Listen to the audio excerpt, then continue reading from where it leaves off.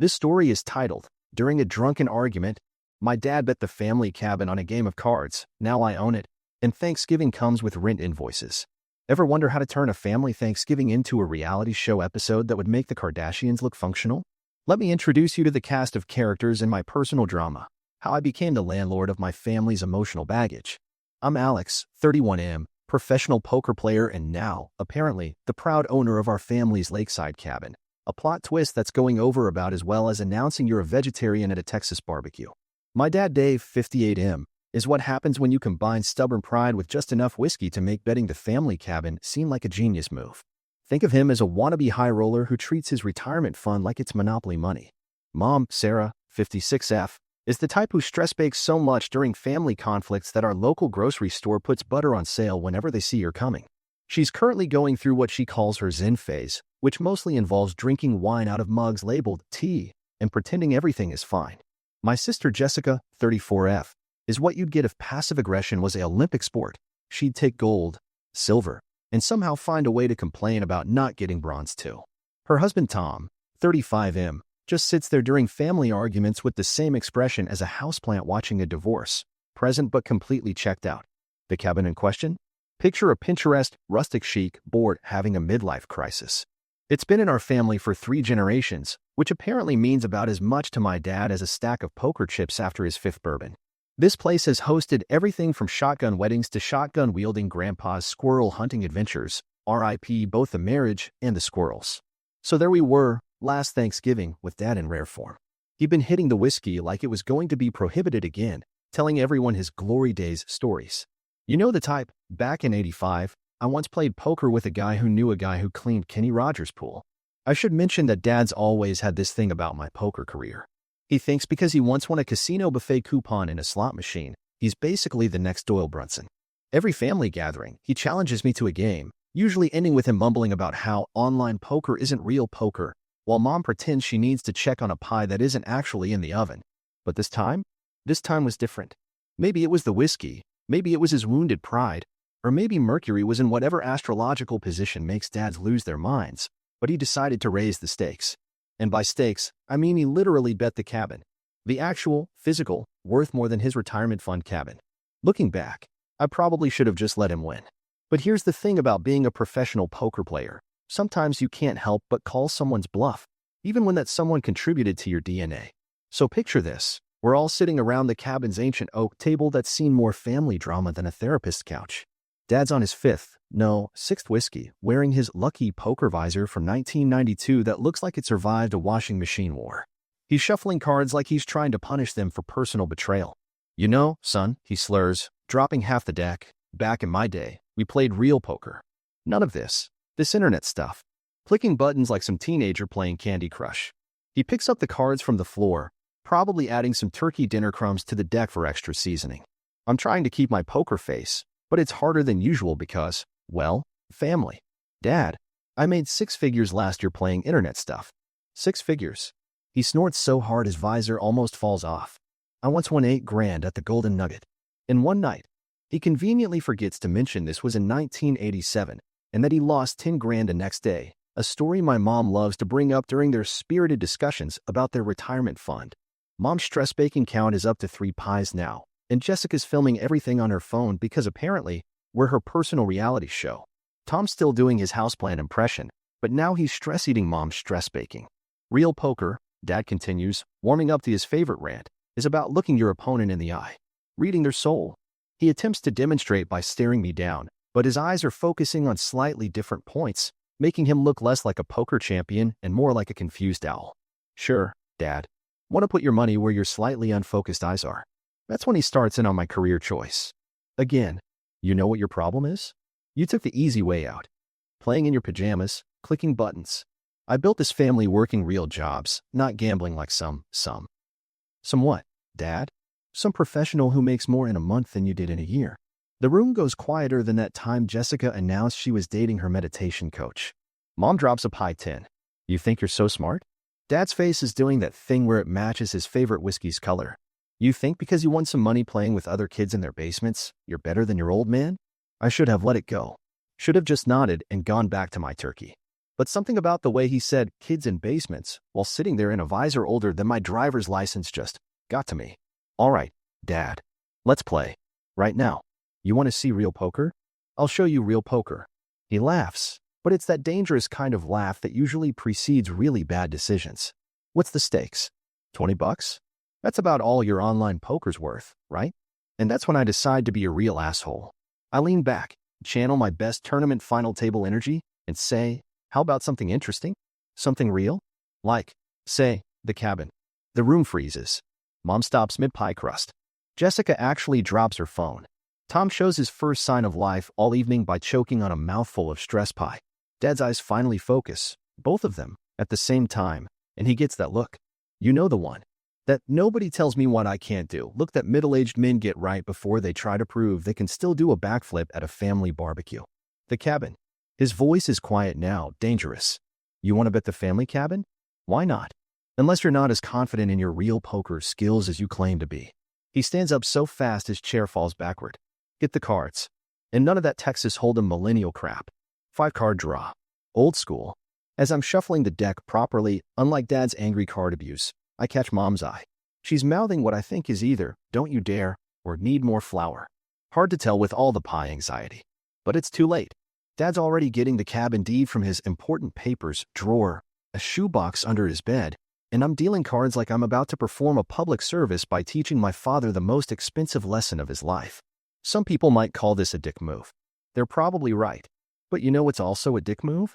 20 years of telling your son his career is a joke while bragging about that one time you won enough at slots to buy a medium-priced microwave. Ever seen someone's ego die in real time? It's like watching a balloon deflate. But the balloon is your father's pride, and the air is 20 years of poker bragging rights. Dad's sitting there, gripping his cards like they personally owe him money, which in about 10 minutes, they kind of will. Mom's given up on stress baking and moved straight to stress-eating raw cookie dough. Jessica's still filming because apparently, traumatic family memories need to be preserved in 4K. 5-card draw. Dad's choice. Old school poker for an old school lesson. First hand, he tries to bluff with a pair of twos, betting his lucky poker visor as a warm-up. I take it with 3 queens. The visor now sits on my head, probably lowering my IQ by 10 points. But it's worth it to see his eye twitch. Just warming up, he mutters, pouring another whiskey with all the precision of an earthquake victim. This is where the real game begins. The cabin deed sits between us like a loaded gun. Mom's making these little whimpering sounds that suggest she's either having a breakdown or trying to telepathically stop us. Tom's actually showing signs of life, probably realizing he's witnessing the kind of family drama that'll fuel his therapy sessions for years.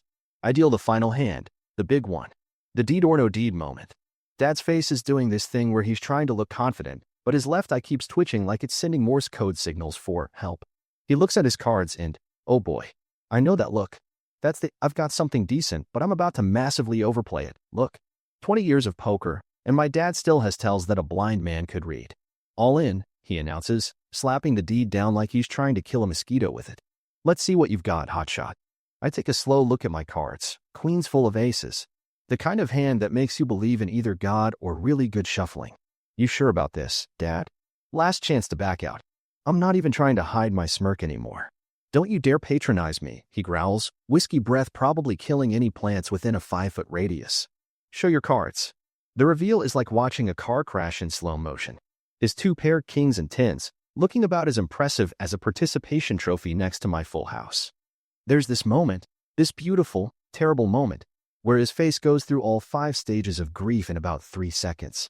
The cards slip from his fingers like they're made of lead. Mom makes a sound like a deflating balloon and stress eats an entire stick of butter. This isn't. Dad stammering, his face now matching his favorite Cardinals baseball cap. You cheated. Cheated. I laugh, but it's not a nice laugh. What happened to real poker is about looking your opponent in the eye, Dad. Because I've been looking you in the eye all night, watching you telegraph every hand like you're using semaphore flags. He stands up so fast his chair does a backflip. Get out. His voice is quiet, dangerous. Like the moment before a storm hits. Take your deed and get out. Dad, come on, get out. He roars, throwing his whiskey glass against the wall. It shatters, probably taking our family relationships with it. You want the cabin? Fine. Take it. But don't you dare, his voice cracks like he's 13 again. Don't you dare come back here pretending you're still family. Mom's crying now, mascara running like she's auditioning for a gothic music video. Jessica's finally stopped filming, probably realizing some family moments shouldn't be preserved for posterity. I gather up the deed, my new visor trophy, and what's left of my family relationships. As I head for the door, Dad's standing there, looking somehow both bigger and smaller than I've ever seen him. 20 years of poker bravado stripped away, leaving just a man who bet more than money and lost more than a cabin. Happy Thanksgiving, I say, because apparently, I'm still enough of an asshole to twist the knife. Send me a forwarding address for the property tax bills. The last thing I hear as I close the door is Mom's quiet sobbing and the distinct sound of Dad punching a wall. Family traditions sure have a way of evolving, don't they? 2 days after the Great Cabin catastrophe, Mom shows up at my apartment with enough stress-baked lasagna to feed a small army. She's got that look. You know, the one that says, "I've been crying into cookie dough for 48 hours straight." "You didn't mean it, honey," she says, arranging Tupperware like she's setting up for an Italian intervention. "Your father, you know how he gets when his pride is hurt." She's doing that thing where she nervously reorganizes everything within reach. My kitchen hasn't been this organized since, well, ever. "Mom, he literally bit the family cabin because his ego couldn't handle that I'm better at cards than him." She sighs, that deep mom sigh that somehow manages to convey both, "I love you," and "you're both idiots" in one breath. "He was drunk, Alex. And you didn't have to push him like that." She's right, of course. Moms usually are, which is annoying as hell when you're trying to maintain righteous anger. "Remember when you were 7? She continues, now stress organizing my fridge. "You lost that little league game and refused to leave your room for 3 days? Your father sat outside your door every night, telling you stories about his own failures until you finally came out. Great. Now I'm feeling guilty and craving the cookies she used to make after my baseball games." 2 weeks later, I decide to be the bigger person. I drive to their house, armed with a peace offering, that fancy whiskey Dad's always talking about but never buys because $40 for bourbon is highway robbery. I even put on a nice shirt, which in my family counts as a formal apology. I find Dad in the garage, his man cave sanctuary where he retreats when emotions get too real. He's organizing his tools for probably the 100th time this week. "Hey, Dad," I say, holding up the whiskey like a white flag. "Thought maybe we could talk?" He doesn't even look up. Just keeps arranging wrenches by size with the intensity of a bomb disposal expert. Nothing to talk about. His voice is flat, empty. Somehow that's worse than the yelling. "You won. Congratulations. Hope the cabin's worth it." "Dad, come on. It was just a stupid game. We were both." "Both what?" Now he looks at me, and damn if that doesn't hurt worse than the shouting. His eyes are just tired. Both being idiots? Both letting pride get in the way? Difference is, son, I was drunk and stupid. You were just cold. That hits like a punch to the gut. Because he's not entirely wrong. "I was teaching you a lesson," I say, but even I can hear how weak that sounds. He laughs, but it's not a happy sound. "Oh, you taught me something all right. Taught me that my son would rather win than be family." He turns back to his wrenches. "Now get out of my garage. I'm sure you've got some rent notices to write up." I stand there for a moment, whiskey bottle hanging uselessly at my side, watching my father meticulously organize tools he probably won't touch for months. 20 years of poker taught me how to read people, but somehow I missed the moment where winning became losing. Walking back to my car, I can see Mom watching from the kitchen window, probably stress-baking pie number 47. And that's when it hits me. This isn't about the cabin anymore. This is about something bigger. My dad's not just mad because he lost. He's hurt because he thinks I chose victory over family. Well, if he wants to learn about family values, I'll teach him. Not with whiskey and apologies, but with something he'll understand better. Pure, calculated pettiness wrapped in a lesson about what really matters. I pull out my phone and start typing. Notice of occupancy fees for Thanksgiving dinner. Time to show Dad that sometimes losing everything is the only way to get it all back. The petty revenge demon on my shoulder is doing a little victory dance, while my conscience is probably filling out job applications. But hey, sometimes you have to be cruel to be kind. Or at least, that's what I'm telling myself as I start planning Operation Family Values. Let me tell you about the most passive-aggressive invoice ever created. Picture the kind of document that would make an IRS auditor cry tears of joy. Meticulously detailed, professionally formatted, and absolutely dripping with carefully weaponized pettiness. Thanksgiving dinner rental agreement location. Family cabin, former family cabin. Duration, 6 hours of traditional holiday obligation base rate, $500. Additional charges. Emotional labor surcharge, $150. Dad's whiskey storage fee, $75 per bottle. Mom's stress baking kitchen usage, $200. Drama generation facility fee, $300. Historical family arguments archive access, $250. Passive-aggressive atmosphere maintenance, $175. Traditional holiday disappointment insurance, $350. Total, $2,000. Family discount already applied. I even added a little note at the bottom. Early bird special. Book your family disappointment venue 30 days in advance for a 10% discount on emotional damage fees. Jessica called me the moment she got her copy in the mail. "You're insane," she says, but I can hear her trying not to laugh. This is either the most brilliant revenge or the final nail in your inheritance coffin. Bold of you to assume there's still an inheritance after the cabin incident, I reply, adding another line item to the invoice. Legacy destruction processing fee, $125. Mom's reaction was more mom-like. She left me 17 voicemails, each one progressively more dramatic than the last. The final one just consisted of her stress-baking sounds and heavy sighing. But Dad's response was the kicker. He actually filled out the invoice, correcting my math and adding his own line items. Son's betrayal compensation, minus $1,000. Family legacy liquidation tax, minus $500. Paternal disappointment rebate, minus $750. Then he mailed it back with a post-it note. Still can't calculate odds properly. Just like your poker. Oh, it is on. I upgraded the cabin's Wi-Fi because watching Dad try to use dial-up was like seeing a caveman discover fire, and set up cameras to live stream every room. Then I sent out a family email blast. Welcome to Big Brother, Cabin Edition. Watch live as Dad struggles with modern technology while maintaining his grudge against progress. Subscription fees apply. Premium members get access to Mom's stress baking cam. I'll admit, I might have gone a bit overboard when I created a spreadsheet calculating the exact square footage each family member occupied during previous Thanksgivings and sent personalized bills for historical cabin usage dating back to 1995. Jessica's bill included a surcharge for that time she had her first breakup in the upstairs bedroom and depreciated the emotional value of the West Wing. Dad's response? He sent me a bill for 18 years of room and board, gas money for driving me to Little League, emotional wear and tear on his patience. That time you said my poker skills were worse than a goldfish with a gambling problem. The pettiness arms race was escalating faster than Mom's blood pressure during holiday cooking. But here's the thing about family warfare. Sometimes you get so caught up in the battle that you forget what you're fighting for. I was sitting there, creating a PowerPoint presentation about proper cabin maintenance procedures, complete with passive-aggressive clip art, when I found an old photo album. There's this picture from '95, Dad teaching me to fish off the cabin dock, both of us wearing those ridiculous matching caps he insisted were professional angler gear. He's looking at me like I'm the whole world, proudly holding up my first catch, which was actually just an old boot, but he acted like I'd landed Moby Dick. That's when I realized my revenge plan might need a slight adjustment. Don't get me wrong, I'm still sending the invoices. But maybe, just maybe, it's time to turn this Cold War into something more constructively petty. It's been 3 years since I sent those rental invoices. Mom still leaves me voicemails that sound like a mixtape of sighs and muffled crying. Jessica tells me Dad's turned my childhood photos face down, like he's trying to erase me from the family timeline. The cabin sits there on the lake, a 3-bedroom monument to how spite can outlive love.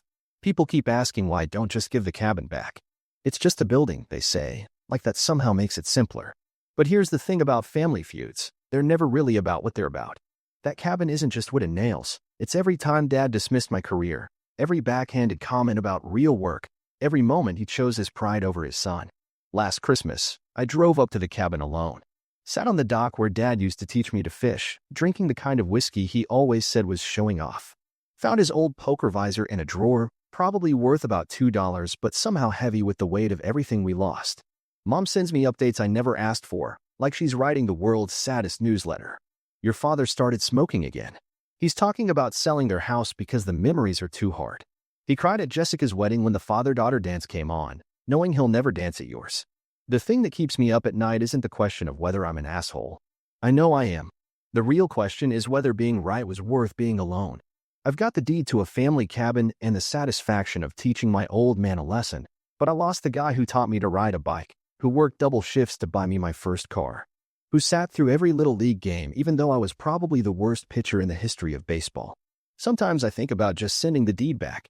No note, no conditions, just a white flag in legal document form. But then I remember the look in his eyes when he told me I wasn't family anymore. And my pride, that same damn pride I inherited from him, won't let me fold. Last week, I got a package from Jessica. Inside was an old photo album and a note. Found this while helping Mom and Dad downsize. Thought you should have it before Dad throws it out. The album's full of cabin memories. Dad teaching me to build a fire. Mom's infamous experimental phase with camp cooking that nearly killed us all. That summer Jessica broke her arm trying to prove she could fly from the roof. Spoiler, she couldn't. There's this one photo that just breaks me. I'm maybe 6, sitting on Dad's shoulders on the cabin porch. He's looking up at me with this expression of pure joy, and I'm wearing his poker visor, nearly falling off my head. We look happy. We look like family. I called Mom after seeing it. Asked how Dad was doing. She did that heavy sigh that mothers perfect over years of dealing with stubborn men. He misses you, she said. He'll never say it, but every time we drive past the cabin, he gets this look. He knows where to find me, I replied, like I always do. And you know your father, she said, like she always does. And that's the thing. I do know him. I know him because I am him. 2 prideful idiots playing chicken with a relationship neither of us wants to lose, but neither of us knows how to save. The cabin's been empty since last summer. The rent invoices stopped being funny around the same time I realized I couldn't remember the sound of Dad's laugh. I've won every hand in this game of emotional poker, but somehow I'm the one who's gone bust. Some nights, I dream about that last Thanksgiving. In the dream, I don't send the invoices. I don't push back. I just fold. We argue about poker and politics and whether Mom's turkey is dry. It always is, but we do it together. We're dysfunctional and stubborn and completely, imperfectly family. Then I wake up in my empty apartment, surrounded by tournament trophies and the kind of silence that comes with being right but alone. Am I an asshole? Yeah, probably. But maybe that's not the point anymore. Maybe the point is that I'd rather be an asshole with a cabin than admit that both of us, Dad and me, we chose winning over family. And now we're both losing, one missed holiday at a time. The cabin deed sits in my desk drawer, next to Dad's old poker visor. Some days I think about framing them both. A match set of what pride costs when you let it call the shots. A royal flush of regret. House rules.